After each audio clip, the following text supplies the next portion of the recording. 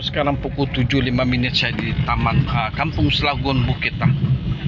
Ya, ini owner sudah booking dari minggu lalu. So mau buka am belakang. Boleh dengar tu belakang tu. Dia bilang.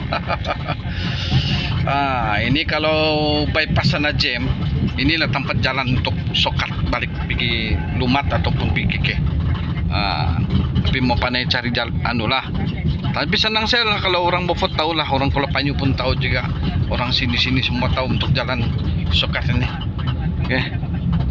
Oke, ini kita akan buat dia punya brake lining sama tayar sebelah kiri. Kangkang satu kali turun am, terus buka bus dia.